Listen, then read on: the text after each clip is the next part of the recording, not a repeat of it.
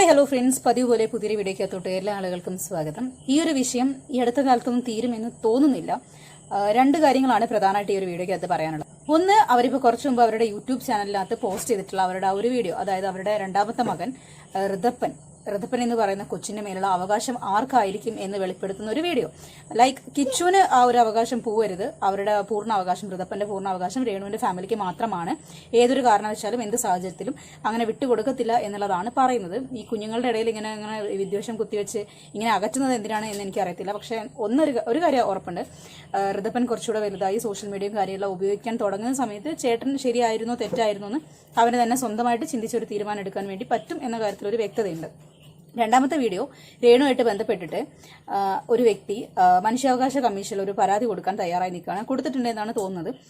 ഇവരുടെ പ്രവൃത്തികളും ഇവരുടെ രോഗവും ഇവരുടെ സംസാരവും ഒന്നും തമ്മിൽ യാതൊരു തരത്തിലുള്ള ബന്ധമില്ല. അവരുടെ രോഗത്തിന് ആസ്പദമായിട്ടല്ല അവരുടെ പ്രവൃത്തികളും സംസാരവും എന്നുള്ളതാണ് രണ്ടാമത്തെ വീഡിയോയിൽ ഒരു വ്യക്തി വന്ന് പറയുന്നത്. മനുഷ്യാവകാശ കമ്മീഷനിൽ പരാതി പോയിട്ടുണ്ട്. എന്താണ് ഇതിന്റെ നിജസ്ഥിതി എന്ന് ആൾക്കാർക്ക് അറിയാൻ താല്പര്യമുണ്ട്. സത്യത്തിൽ ഇവർക്ക് രോഗമുണ്ടോ, ഏത് ഘട്ടത്തിലാണ്, എന്താണ് അവസ്ഥ എന്ന് അറിയുന്നതിന് വേണ്ടിയിട്ടാണ് ആ ഒരു സംഭവം ചെയ്തു വെച്ചേക്കുന്നത്. വീഡിയോയിലോട്ട് പോകുന്നതിന് മുമ്പായിട്ട് എൻ്റെ വീഡിയോ ആദ്യമായിട്ട് കാണുന്ന ആൾക്കാരാണെങ്കിൽ ലൈക്ക് ചെയ്യുക, ഷെയർ ചെയ്യുക, സബ്സ്ക്രൈബ് ചെയ്യുക. വീഡിയോ റിലേറ്റ് ചെയ്ത് എന്തൊരു കാര്യം കമൻറ്റും കൂടെ ചെയ്തേക്കും. ഈ രേണു തലയിൽ വിഗ്ഗുമായിട്ട് ബന്ധപ്പെട്ടിട്ട് സ്വന്തം മകന് വേണ്ടിയാണ്, എനിക്ക് എൻ്റെ മകൻ എന്നെ ഇങ്ങനെ കാണുമ്പോൾ വിഷമമുണ്ട്, അപ്പോൾ ഋതപ്പിന് വേണ്ടിയിട്ടാണ് വിഗ് വെച്ചത് എന്ന് പറയുകയുണ്ടായി. പക്ഷേ അവരുടെ ഒരു പ്രൊമോഷൻ വീഡിയോ കാണാനിടയായി ഇൻസ്റ്റാഗ്രാമിൽ. ഞാൻ ആ ഒരു വീഡിയോ ഇവിടെ പ്ലേ ചെയ്ത് കാണിക്കാം. അതിനു മുമ്പ് ഈ ഒരു രോഗാവസ്ഥയിൽ ഇങ്ങനെ ഹൈജീനിക്കായി ഇരിക്കേണ്ട ഒരു സിറ്റുവേഷനിൽ ഇങ്ങനെയൊക്കെ പോയിരുന്ന് പ്രൊമോഷൻ വീഡിയോസും കാര്യങ്ങളും ചെയ്യുന്നത് ആരോഗ്യത്തിന് ദോഷകരമല്ലേ എന്നുള്ളത് ചിന്തിക്കേണ്ടിയിരിക്കുന്നു. ഇവരുടെ അടുത്തേക്ക് പ്രവേശിക്കുമ്പോൾ മാസ്ക് വെക്കണം, ഇവർ മാസ്ക് വെക്കണം. അപ്പോൾ അത്രയും ഹൈജീനിൽ കൊണ്ടുനടക്കണം. തലയിൽ മുടി വെച്ചതാണെങ്കിലും തലയിൽ വെക്കുന്ന നെറ്റ് ആവട്ടെ, പുറത്ത് വെക്കുന്ന വിഗ് ആവട്ടെ, വൃത്തിക്ക് കൊണ്ടുവന്നിട്ടില്ലെങ്കിൽ ഇൻഫെക്ഷൻസും കാര്യങ്ങളൊക്കെ പെട്ടെന്ന് വരാനുള്ള സാധ്യതയുണ്ട്. അപ്പോൾ ആ സാധ്യതകളെല്ലാം മുൻനിർത്തിക്കൊണ്ട് എന്തുകൊണ്ടാണ് ഇവരിങ്ങനെ ബിഹേവ് ചെയ്യുന്നതെന്ന് എനിക്കറിയത്തില്ല. ഒരുപക്ഷെ ഫിനാൻഷ്യൽ പ്രശ്നം കൊണ്ട് അവർക്ക് വരുമാനം ഉദ്ഘാടനം മറ്റുമൊക്കെയാണ്, പ്രൊമോഷൻസ് ഒക്കെയാണ്, അതിനുവേണ്ടി ചെയ്തതായിരിക്കാം. എന്താണെങ്കിൽ ഞാൻ ഒരു പ്രൊമോഷൻ വീഡിയോ ഇവിടെ വെച്ചേക്കാം. ഇത് വെക്കാനുള്ള കാരണം ഭൂരിഭാഗം ആൾക്കാരും ആ വീഡിയോയുടെ താഴെ ഒരു കമന്റായിട്ട് പറയുന്നത് ഇതാണ്: രേണു ഋതപ്പിന് വേണ്ടിയിട്ടല്ല ഹെയർ വിഗ് വെച്ചിട്ടുള്ളത്, ഇതേമാതിരി ഓരോ പ്രൊമോഷൻ വീഡിയോസും മറ്റും ചെയ്യുന്നതിന് വേണ്ടിയാണ് വിഗ് വെച്ചത്, അത് ഋതപ്പന്റെ തലയിലേക്ക് ഇട്ടുകൊടുത്തു എന്നുള്ളതാണ് കരക്കമ്പി. അതുകൊണ്ടാണ് ഞാൻ ആ ഒരു വീഡിയോയുടെ പ്ലേ ചെയ്ത് കാണിക്കുന്നത്. നിങ്ങളുടെ അഭിപ്രായങ്ങൾ നിങ്ങൾ കമന്റ്. നമുക്ക് രേണുവിന്റെ റിയാക്ഷൻ വീഡിയോയ്ക്കകത്തോട്ട് പോവാം. ഋതപ്പനായിട്ട് ബന്ധപ്പെട്ടിട്ട്, കൂടാതെ അച്ഛന്റെ കാര്യങ്ങളൊക്കെ കുറെ പറയുന്നുണ്ട്. പ്രധാനപ്പെട്ട ഒരു കാര്യം പറയാമെന്ന് വെച്ചാൽ, ഞാനൊരു നീക്കം പറഞ്ഞു, അത് ആരുടെയാണോ പേരൊന്നും ഞാൻ പറയുന്നില്ല. ആ നീക്കം എന്നെ വളരെയധികം ദുഃഖത്തിലാഴ്ത്തി. കാരണം എനിക്ക് 10ാം തീയതി കീമോയാണ്. മനസ്സ് എത്രത്തോളം സന്തോഷിക്കാവോ അത്രത്തോളം സന്തോഷിക്കണം. എനിക്കിനി എന്താണ് സന്തോഷിക്കാനുള്ളതെന്ന് ചോദിച്ചാൽ, നിങ്ങൾ ഉദ്ദേശിക്കുന്ന പോലെ സാധാരണ ഒരു ക്യാൻസർ അല്ല. എനിക്ക് ക്യാൻസർ ആണെങ്കിൽ പോലും അതിൽ കുറച്ച് ഡിഫിക്കൽട്ട് ആണ് എനിക്ക്. അത് എനിക്കും അറിയാം, എന്റെ വീട്ടുകാർക്കും അറിയാം. നിങ്ങൾ ഈ പറയുന്നത് കള്ളത്തരം, എന്തിനാണ് ഞാൻ ഈ കള്ളത്തരം, ഈ തിക്ക് ലൈൻ ഏതായാലും വിവരമുള്ളവർക്കറിയാം. ഇത് ഹാർട്ടിൽ കിടക്കുന്ന സാധനമാണ് എല്ലാവർക്കൂടെ.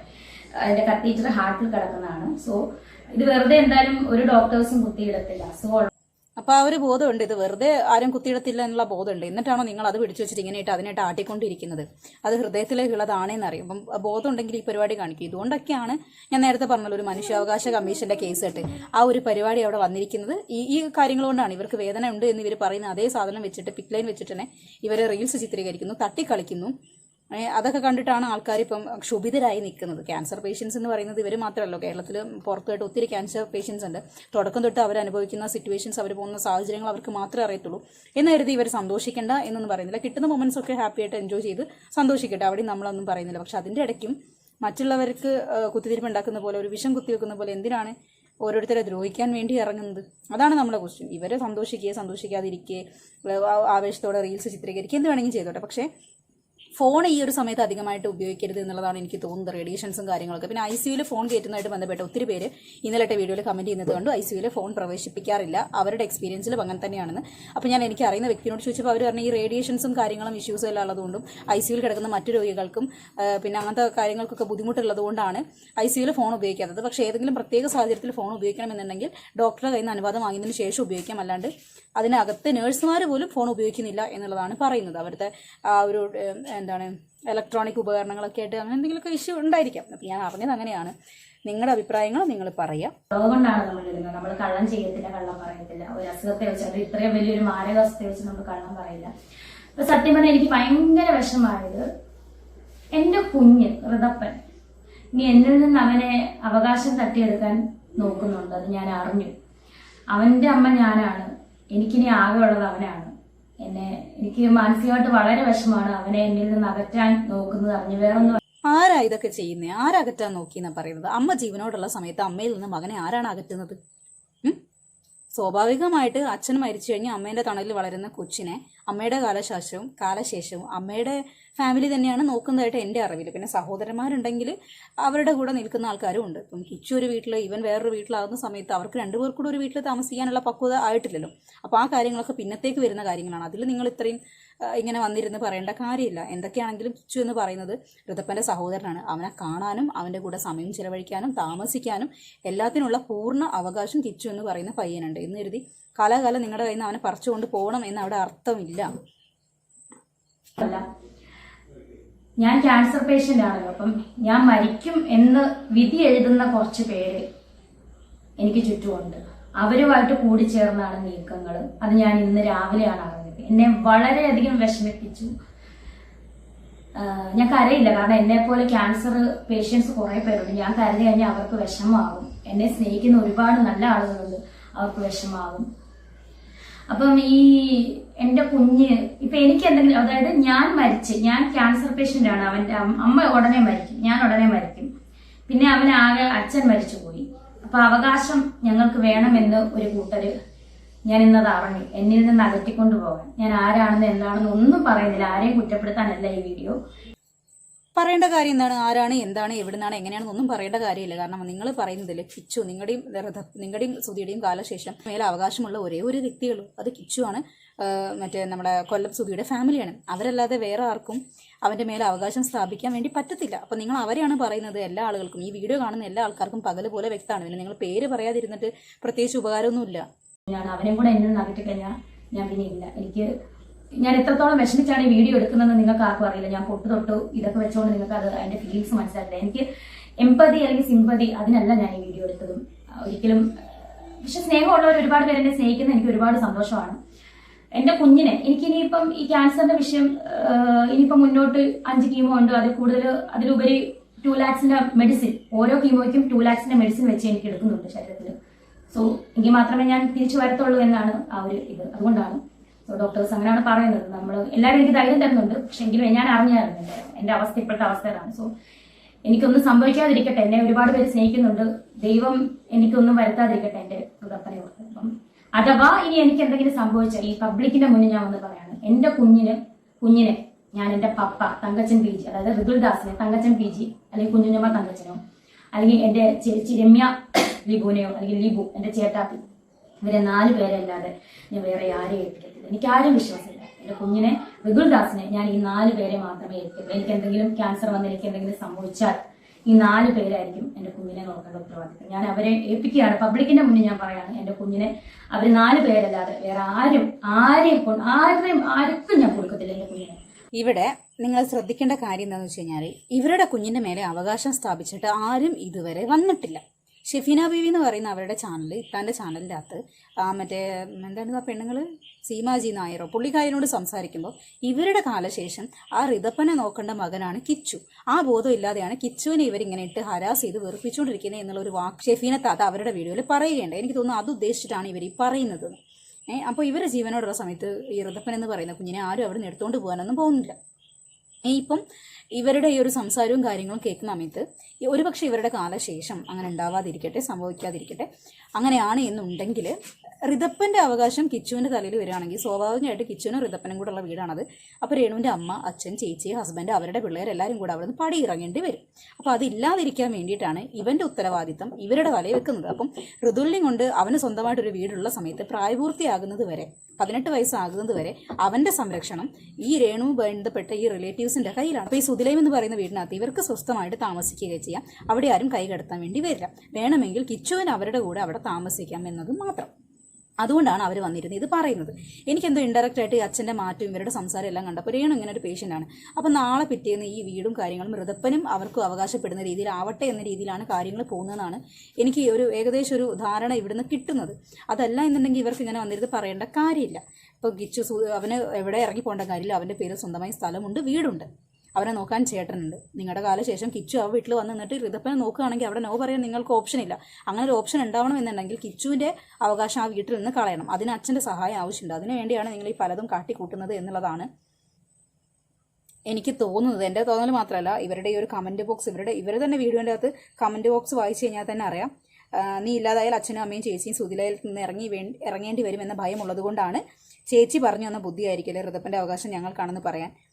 കിച്ചു സുതിലയത്തിൽ വന്ന് താമസം തുടങ്ങുമെന്ന പേടിയും ഉണ്ടാവും. അപ്പോൾ ഈ പേടിയും കാരണങ്ങളെല്ലാം വെച്ചിട്ടാണ് അവനെ മാക്സിമം അകറ്റുന്നത്. അവൻ അവിടെ ഒരു വീടുണ്ട്, അപ്പോൾ നൈസിന് ഈ വീടും സ്ഥലവും എങ്ങനെയെങ്കിലും ഇവർക്ക് കൈക്കലാക്കി എടുത്തു കഴിഞ്ഞാൽ അവരുടെ ലൈഫ് സെറ്റിൽഡായി.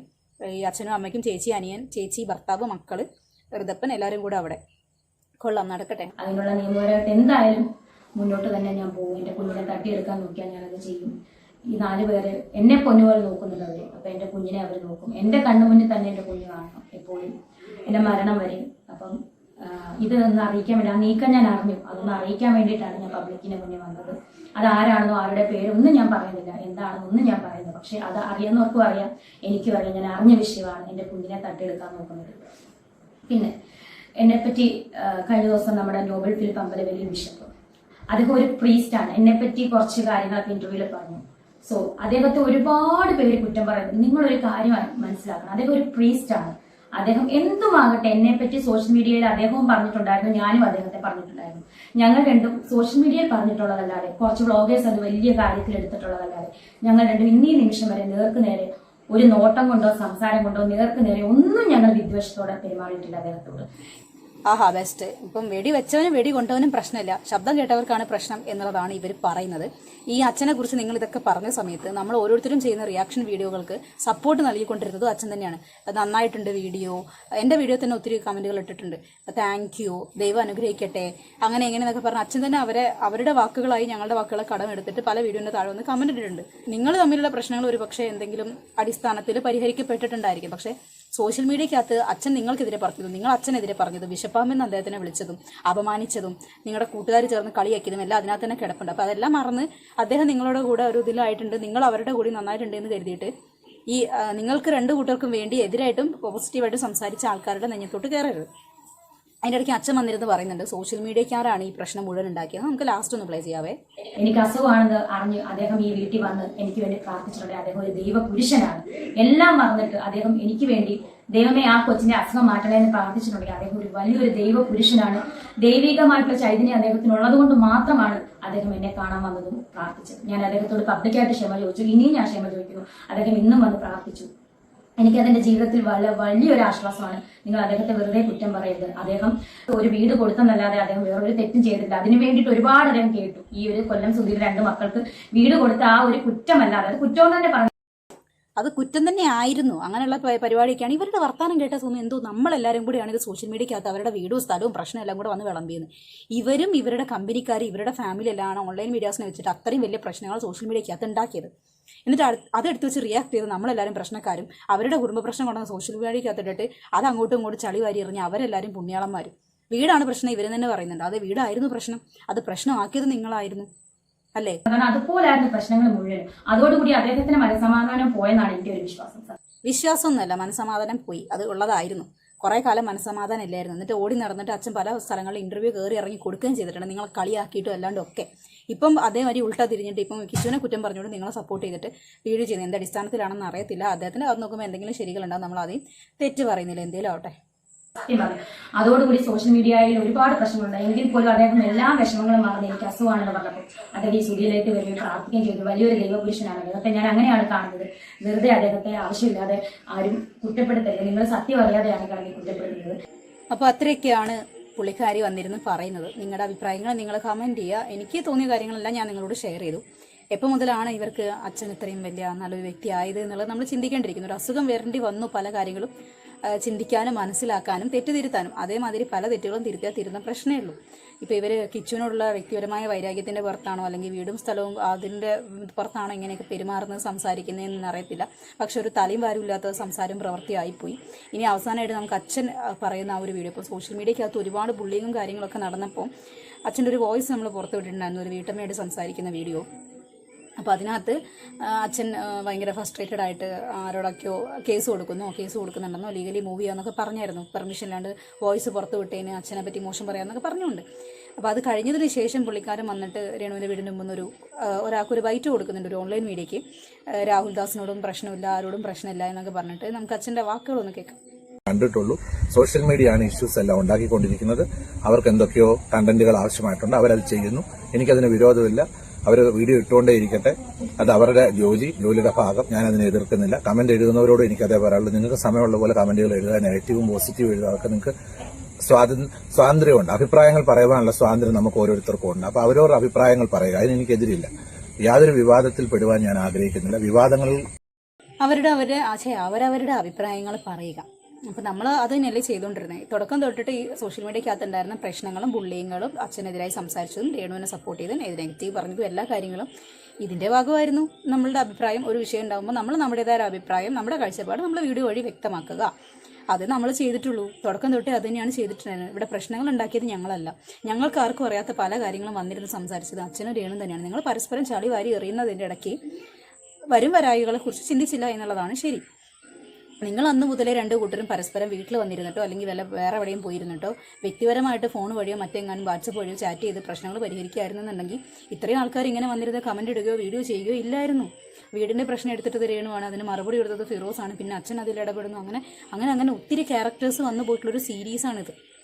അപ്പോൾ നമുക്ക് അതെങ്ങനെയാണ് അത്ര പെട്ടെന്ന് വിട്ടുകളയാൻ വേണ്ടി പറ്റുന്നത്? അപ്പോൾ പ്രശ്നം ഉണ്ടാക്കിയത് ഞങ്ങളാരുമില്ല. ഞങ്ങളാരും വന്ന് കബഡി നിരത്തിയോ, കബഡിയില്ലേ അങ്ങനത്തെ അതൊന്നും കണ്ടുപിടിച്ചല്ല, വായുന്ന് ഇങ്ങനെ ആക്കി കണ്ടുപിടിച്ച കാര്യങ്ങളൊന്നുമല്ല. നിങ്ങൾ വന്നിരുന്ന് പറഞ്ഞ കാര്യങ്ങൾ നമ്മളെടുത്ത് വെച്ച് റിയാക്ട് ചെയ്തു.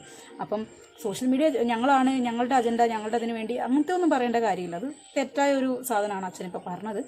എന്താണെങ്കിലും അവരുടെ കൂടെ പ്രശ്നങ്ങളൊന്നും ഇല്ലാണ്ട് നന്നായിട്ട് പോണേ പോട്ടെ, അതന്നെയല്ലേ എല്ലാവർക്കും നല്ലത്. തിരി കൊളുത്തുവാനോ വിവാദങ്ങൾ അവസാനിക്കണമെന്നുള്ളതാണ് എനിക്ക് എല്ലാവരോടും പറയാനുള്ളത്. എനിക്ക് യാതൊരു വിവാദങ്ങളുമില്ല, സ്നേഹം മാത്രമേ ഉള്ളൂ. രാഹുൽ ദാസിനോടും യാതൊരു വിധമായ ശത്രുതയോ ദേഷ്യമോ ഇല്ല, ചേർത്ത് നിർത്തിയിട്ട് മാത്രമേ ഉള്ളൂ.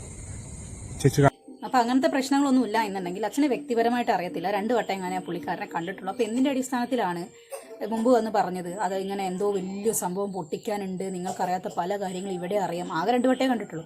അപ്പൊ അവന്റെ ക്യാരക്ടറിനെ ആരോ അച്ഛൻ്റെ അടുത്ത് മോശമായി വ്യാഖ്യാനിച്ചു തന്നു. അച്ഛൻ അത് കേട്ടു. പോലീസ് കേസ് ഇല്ല എന്നൊന്നും പറയുന്നില്ല, അത് അവൻ അഡ്മിറ്റ് ചെയ്ത കാര്യമാണ്. അപ്പൊ എന്തിനാണ് ഇങ്ങനെ മാനിപ്പുലേഷൻ ഇങ്ങനെ നിന്നു കൊടുക്കുന്നത്? എന്നിട്ടല്ലേ ഈ പ്രശ്നങ്ങൾ ഉണ്ടാകുന്നത്? അപ്പൊ അച്ഛൻ അറിയില്ലെങ്കിൽ അറിയത്തില്ല. അവനെക്കുറിച്ച് എന്തോ വലുത് പൊട്ടിക്കാനുണ്ട് എന്ന രീതിയിലാണ് ഇന്റർവ്യൂ കൊടുക്കുന്ന ആൾക്കാരോട്, ഫോൺ ചെയ്യുന്ന ആൾക്കാരോട്, എല്ലാവരോടും അച്ഛൻ വന്നിരുന്ന് പറയുന്നത്. അങ്ങനെ അത്രയും വലിയ മാരക സംഭവമാണ്. നിങ്ങൾ അതങ്ങോട്ട് പൊട്ടിക്കുക, അതും കൂടി അല്ലേ പൊട്ടാനുള്ളൂ. അതും കൂടെ അങ്ങ് പൊട്ടിച്ചു കഴിഞ്ഞാൽ പിന്നെ പ്രശ്നമില്ലല്ലോ. ഉണ്ടോ? ഇല്ല. പിന്നെ ആർക്കാ എന്താണ് വിഷയം? നമ്മളത് അവൻ്റെ ഭാഗം അവനും ക്ലിയർ ചെയ്ത് കഴിഞ്ഞാൽ കഴിഞ്ഞ പ്രശ്നം.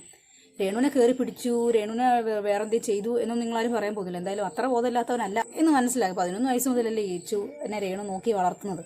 അത് നോക്കി വളർത്തിയൊന്നും പറയേണ്ട കാര്യമൊന്നുമില്ല. 11 വയസ്സ് വരെ സുധി നോക്കിയിട്ടുണ്ടെങ്കിൽ രേണു കൂടെ ഉള്ളപ്പോഴും സുധിയും അതിലൊരു ഭാഗമാണ്, അവനെ നോക്കിയതിൻ്റെ ഒരു ഭാഗമാണ്. ഞാൻ പറഞ്ഞ കാര്യങ്ങളൊക്കെ നിങ്ങൾക്ക് വ്യക്തമായി എന്ന് മനസ്സിലാക്കുന്നു. പ്രശ്നങ്ങളൊന്നും ഇല്ലാണ്ട് സൗമ്യമായിട്ട് അങ്ങോട്ടും ഇങ്ങോട്ടും എല്ലാവരും നന്നായി പോവുകയാണെങ്കിൽ പോട്ടെ. പക്ഷെ അതിൻ്റെ ഇടയ്ക്ക് കുത്തിത്തിരിപ്പ് പരിപാടി വേണ്ട എന്ന് മാത്രമേ പറയുന്നുള്ളൂ. കിച്ചു ഋതപ്പനും നല്ല സഹോദരങ്ങളായിട്ട് മുമ്പോട്ട് പോകണമെന്നുണ്ടെങ്കിൽ എന്തിനാണ് വെറുതെ കൂടെപ്പിറപ്പുകളെ തമ്മിൽ തെളിച്ചിട്ട്? എന്ത് സുഖമാണ് അതിനകത്ത് കിട്ടുന്നത്? എന്ത് മനസ്സുഖമാണ് കിട്ടുന്നത്?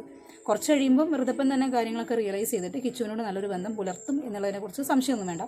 കാരണം നിങ്ങളുടെ 2-3 ഇന്റർവ്യൂസും ഇതിനകത്ത് വരുന്ന കുറച്ച് കോൺട്രവേഴ്സീസും കാണാൻ അവന് 1-2 ദിവസം തന്നെ മതി. അത് കണ്ടാൽ തന്നെ കാര്യങ്ങൾ പകല് പോലെ വ്യക്തമാവും. അതിനിടയ്ക്ക് പറയാൻ വിട്ട ഒരു കാര്യമുണ്ട്. കിച്ചു രേണുവിന് ഇങ്ങനെ ഒരു രോഗമുണ്ട് എന്നുള്ള അഭ്യൂഹങ്ങളും കാര്യങ്ങളൊക്കെ പോസ്റ്റായിട്ടും മറ്റും ഈ സോഷ്യൽ മീഡിയയിലൂടെ നടക്കുന്ന സമയത്ത് കിച്ചു അവരെ വിളിച്ച സമയത്ത് അവർ ഫോൺ എടുത്തിട്ടില്ല. വീണ്ടും വിളിച്ച സമയത്ത് ചേച്ചിയാണ് ഫോൺ എടുത്തത്. ചേച്ചി വിളിച്ചിട്ട് രേണുവിന് കൊടുക്കാൻ തയ്യാറായിട്ടുണ്ടായിരുന്നില്ല. സംസാരിക്കണം എന്ന ആവശ്യം കിച്ചു പറഞ്ഞിട്ടും രേണുവിൻ്റെ അടുത്തേക്ക് ആ ഫോൺ എത്തിക്കാതിരിക്കാൻ ചേച്ചി പ്രത്യേകം ശ്രദ്ധിച്ചിട്ടുണ്ട് എന്നുള്ളത് ആരും മറന്നു പോരുത്. ഇനി ചേച്ചിയുടെ കയ്യിൽ കൊടുത്തതാണോ എന്ന് അറിയാൻ പറ്റില്ല. ഫോൺ കണ്ടിട്ട് കിച്ചു എന്നാൽ നീ എടുക്കുമെന്ന് പറഞ്ഞാൽ കൊടുത്താണോന്നും അറിയത്തില്ല.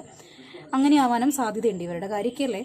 അപ്പം അങ്ങനെ കൊടുത്തിട്ട് മനഃപൂർവ്വം ഒരു താല്പര്യമില്ലായ്മ പ്രകടിപ്പിച്ചതാവാം. അതല്ല, ഇനിയിപ്പോൾ രേണു അറിയാതെയാണ് ചേച്ചി പരിപാടി കാണിച്ചിട്ടുണ്ട് എന്നുണ്ടെങ്കിൽ ഇപ്പം അറിഞ്ഞല്ലോ, കിച്ചു വിളിച്ചിരുന്നു, ചേച്ചി ഇങ്ങനെ കൊടുക്കാഞ്ഞിട്ടാണെന്ന് അറിഞ്ഞല്ലോ, ഇനിയെങ്കിലും ആ കുട്ടീനെ വിളിക്കാമല്ലോ. അതുപോലും ചെയ്തില്ല. താടിയും പൊട്ടുമെന്ന് പറയുന്ന ആ ഒരു ഫാമിലി, കിച്ചുമായിട്ട് വല്ലാതെ അടുത്ത് നിൽക്കുന്ന ഫാമിലിയാണ്. അവർ പറഞ്ഞ വാക്കുകളാണ്, അവർക്കറിയാവുന്ന സത്യങ്ങളാണ്.